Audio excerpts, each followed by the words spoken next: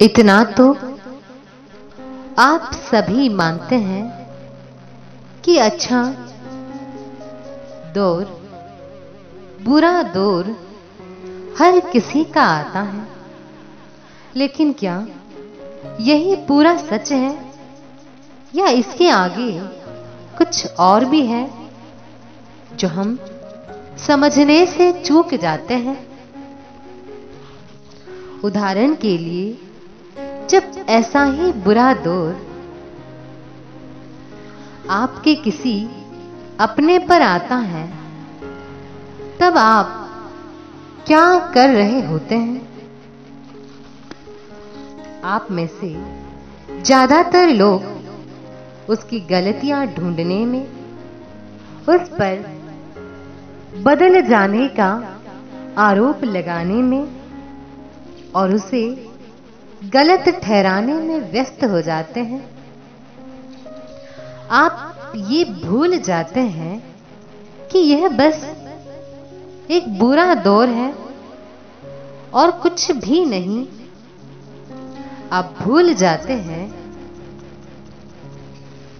कि बुरे दौर का अर्थ केवल आर्थिक उतार चढ़ाव, शारीरिक रोग या कोई दुर्घटना ही नहीं है, बल्कि मानसिक उतार चढ़ाव भी बुरे दौर का ही हिस्सा होता है।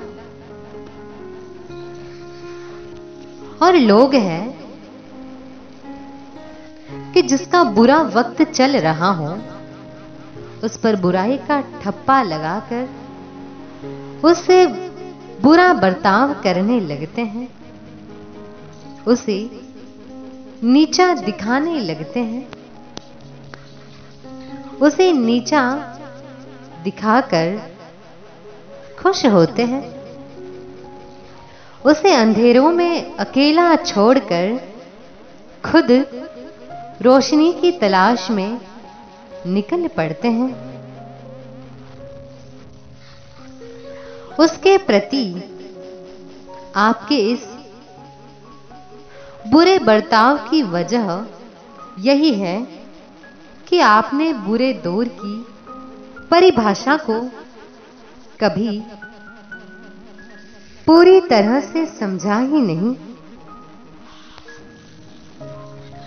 यही वजह है कि आप उसे उसके बुरे दौर में अकेला छोड़ किसी ऐसे की तलाश में निकल पड़ते हैं जिसका अच्छा दौर चल रहा हो।